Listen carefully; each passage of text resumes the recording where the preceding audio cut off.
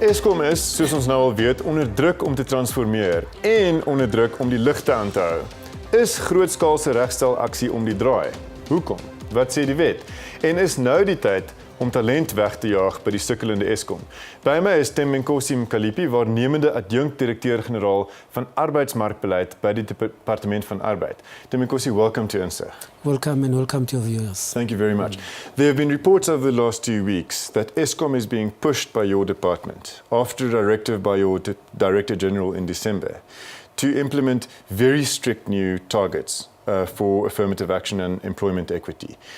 What is the motivation behind this new momentum in your department on Eskom?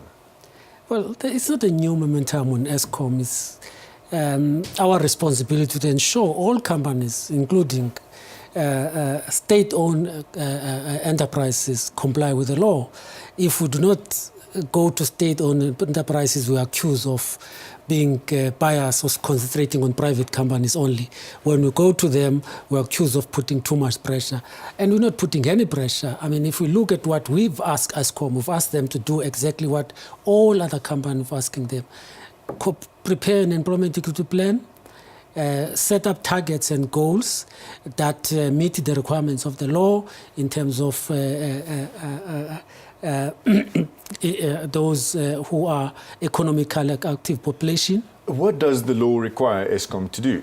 It requires Eskom to prepare an employment equity plan. It requires Eskom to do an analysis of its workplace and tell itself which race groups are not represented at what level, and give itself time on when do they think themselves, not us, the department, we can't tell them. When will they think that they'll be able to meet those shortcomings? Because you don't want them to prepare just any plan. You want them to prepare a particular plan that will reflect a certain demographic reality. What do you want, or what does the law say Eskom's workers must look like by 2020? Well, the law doesn't say that Eskom's work must look like by this period.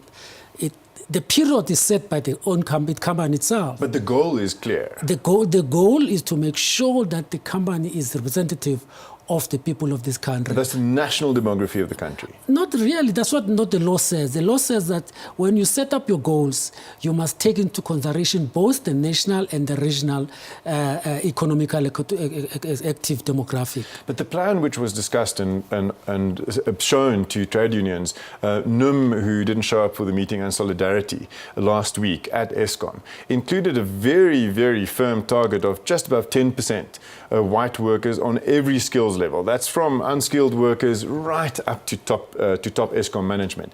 Is this indeed what the new directive by the DG Tobile Lamatise requires Eskom to do? As I've said, it's not the responsibility of the DG nor the department to say to a company, these are the targets that you must set. The company set its targets by looking at its own environment and say we are able to, at this stage, reach this level of representativity. But it was reported last week that there is this pool of factors which companies have been able to take into account, including, for example, the available skills. But the DG's instruction to Eskom has been that is not on the table anymore, and the only target which exists is the national demographics of the country. Look, in the law as it stands, it does not have those requirements. It says employers should strive to meet the demographic of the country. Obviously, if a company has looked at its own environment, and let us say when a company, an audit company, we deal with audit, and the company says to the DG, we're not able to get enough accountants who are African women in this environment. We're not going to be able to do it in the next 5 years or 10 years. That's what the company says. They've looked at the environment. It's for them. It's not for the department to say to them, you must consider these issues. You look at your own environment. This is about how you run your business. And you say to the department and to the people of South Africa, these are the steps that we are going to take to solve the problem that we've got. But how can it be that the DG and the Deputy President seemingly understood the reality at Eskom quite differently last week, where in the same week where Eskom's head of transformation said to the trade unions, listen guys, this is what we need you to do. This is what we'll be required to do by 2020. These are the strict targets, no discussion about it. On the same day, the Deputy President in Parliament says there's no question that anybody will be chased away from Eskom based on their race, because Eskom needs, as we know, all the skills they can get at the moment. Why does it sound as if people are saying there are different messages here? Well, I'm not in a position to respond on what the Deputy President of the country says. I can only respond on what the law says.